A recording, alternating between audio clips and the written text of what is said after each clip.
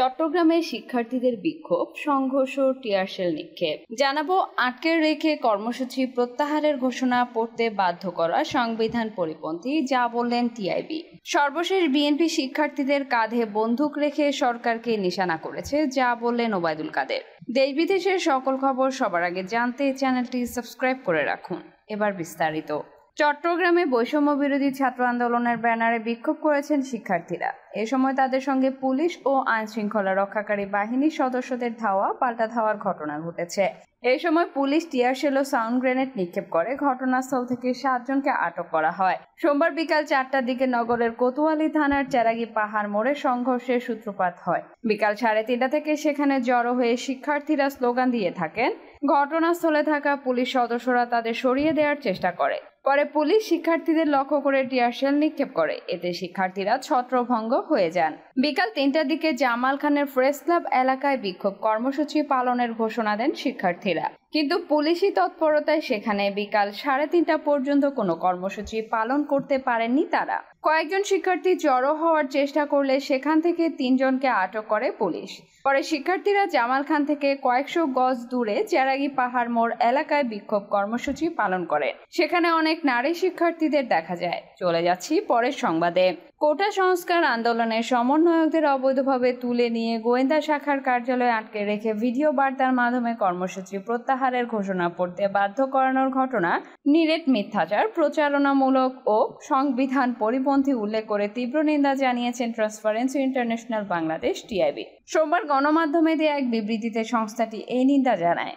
বিবৃতিতে নির্বাহী পরিচালক ডক্টর ইফতেখারুজ্জামান বলেন, আন্দোলন দমন করতে গিয়ে আইন শৃঙ্খলা রক্ষাকারী বাহিনীর হাতে বিপুল প্রাণহানি, বাছ বিচারহীন হামলা ও ধরপাকড়ের মতো অধিকার লঙ্ঘনের বিষয়গুলোকে বৈধতা দিতে সরকার, ক্ষমতাসীন দল ও রাষ্ট্রীয় সংস্থাগুলোর সত্যতা অসত্য বয়ানের ধারাবাহিকতায় গোয়েন্দা শাখার ডিবি মিথ্যাচার যে আত্মঘাতী, গণবিরোধী ও নির্মম নাটকীয়তাপূর্ণ তা উপলব্ধি করার আহ্বান জানাচ্ছে টিআইবি। বিবৃতিতে আরো বলা হয়, গণমাধ্যম সূত্রে জানা যায় কোটা সংস্কার আন্দোলনকে কেন্দ্র করে সাম্প্রতিক সহিংসতার ঘটনায় রাজধানীর বিভিন্ন থানায় 200টি মামলায় 2,13,000-এর বেশি আসামি করা হয়েছে। আইন শৃঙ্খলা রক্ষাকারী বাহিনীর গণগ্রেফতার অভিযান চলছে। সংঘর্ষ বা সহিংসতার সঙ্গে দূরতম সম্পর্ক না থাকা সাধারণ মানুষকে হেনস্থা সহ গণগ্রেফতার ও যথেচ্ছ মামলা দায়েরের ঘটনাকে সংবিধান পরিপন্থী উল্লেখ করে সহিংসতায় যুক্তদের খুঁজে বের করতে বিভিন্ন এলাকায় গ্রেফতার অভিযান শুধুমাত্র সহিংসতায় জড়িতদের জবাবদিহির কথা থাকলেও গণমাধ্যম সূত্রে আমরা জানতে পারছি শিক্ষার্থী, পেশাজীবী সহ সাধারণ মানুষকে নির্বিচারে গ্রেফতার করা হচ্ছে। সহিংসতার বাইরে থাকা সাধারণ মানুষ, এমনকি 13 থেকে 17 বছর পর্যন্ত বয়সের কিশোরকেও হাতকড়া পরিয়ে আদালতে তোলার ঘটনা ঘটেছে, যা সংবিধানে দেওয়া নাগরিকের অধিকারের সুস্পষ্ট লঙ্ঘন। পাশাপাশি গ্রেফতারের পর উচ্চ আদালতের সুস্পষ্ট নির্দেশনা উপেক্ষা করে রিমান্ডে অমানবিক নির্যাতনের অভিযোগও রয়েছে তাদের বিরুদ্ধে, যা মানবাধিকারেও নির্মম লঙ্ঘন।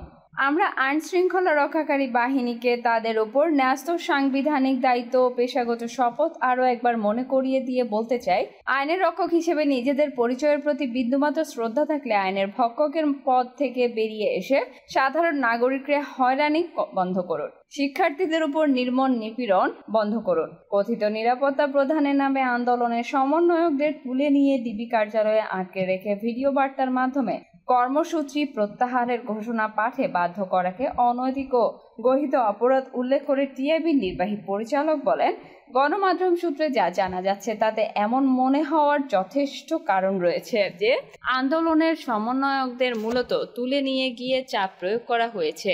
গোয়েন্দা শাখা মিথ্যাচার করছে, জনগণকে বিভ্রান্ত করার চেষ্টা করছে এবং নিজেদের পেশাগত দেউলিয়াত্বের পরিচয় দিচ্ছে। তাছাড়া নিরাপত্তা হেফাজতের কোনো আইনি ভিত্তি নেই। শিক্ষার্থীদের তুলে নিয়ে আটকে রাখা সংবিধানের 33 অনুচ্ছেদের সুস্পষ্ট লঙ্ঘন। চলে যাচ্ছি পরের সংবাদে। আওয়ামী লীগ সাধারণ সম্পাদক ও সেতুমন্ত্রী ওবায়দুল কাদের বলেছেন, বিএনপি নেতারা কোমলমতি শিক্ষার্থীদের কাঁধে বন্দুক রেখে বর্তমান সরকারকে নিশানা করেছে। মির্জা ফখরুল ইসলাম আলমগীর ও বিএনপি জামাত যে কোনো প্রকারে ক্ষমতা দখলে মরিয়া হয়ে উঠেছে। সোমবার আওয়ামী লীগের দপ্তর সম্পাদক বিপ্লব বড়ুয়ার সই করা এক বিবৃতিতে এসব কথা বলেন ওবায়দুল কাদের। এতে বিএনপি মহাসচিব মির্জা ফখরুল ইসলাম আলমগীরের রাজনৈতিক উদ্দেশ্য প্রণোদিত বিভ্রান্তিকর ও উস্কানিমূলক বিবৃতির নিন্দা ও প্রতিবাদ জানান তিনি। বিবৃতিতে ওবায়দুল কাদের বলেন, বারবার জনগণ দ্বারা প্রত্যাখ্যাত হয়ে ক্ষমতা দখলের জন্য ষড়যন্ত্র ও নৈরাজ্য সৃষ্টি তাদের এখন একমাত্র কৌশল। আন্দোলন দেখলে তারা সেখানে অনুপ্রবেশ করে সরকার বিরোধী আন্দোলনের রূপ দিতে উন্মত্ত হয়ে ওঠে। ওবায়দুল কাদের বলেন, শিক্ষার্থীরা তাদের দাবি নিয়ে আন্দোলন করেছে এবং সরকার তাদের সব দাবি পূরণ করেছে, অথচ মির্জা ফখরুল ইসলাম আলমগীর এখন সরকারের পদত্যাগ দাবি করছে। সরকারের পদত্যাগের দাবি শুধুমাত্র সরকার বিরোধী বা দেশ বিরোধী অপশক্তি বিএনপি জামায়াতের। সড়ক পরিবহন ও সেতু মন্ত্রী ওবায়দুল কাদের বলেন, গণতান্ত্রিক শাসন ব্যবস্থায় সরকার পরিবর্তন কেবল জনরায়ের মাধ্যমেই সম্ভব। শেখ হাসিনার সরকার জনগণের রায় নিয়ে সাংবিধানিক পন্থায় রাষ্ট্র পরিচালনা করছে। সব উস্কানি ও নৈরাজ্যের মুখেও সরকার সর্বোচ্চ ধৈর্য ও সংযম ধারণ করেছে এবং জনগণকে বিএনপি জামায়াতের সন্ত্রাস সহিংসতা থেকে সুরক্ষা দেওয়ার নিরন্তর চেষ্টা চালিয়ে যাচ্ছে। গুজব ছড়িয়ে শিক্ষার্থীদের উস্কানি দেওয়া হচ্ছে জানিয়ে তিনি বলেন, আইনশৃঙ্খলা রক্ষাকারী বাহিনী কোনো সাধারণ শিক্ষার্থীকে গ্রেফতার বা নির্যাতন করেনি। যারা সন্ত্রাস ও সহিংসতায় সরাসরি জড়িত ছিল শুধু তাদের সুনির্দিষ্ট তথ্যের ভিত্তিতে গ্রেফতার করা হচ্ছে, অথচ আইনশৃঙ্খলা বাহিনীর বিরুদ্ধে সামাজিক যোগাযোগ মাধ্যমে গুজব ছড়িয়ে সাধারণ শিক্ষার্থীদের উস্কানি দেওয়া হচ্ছে।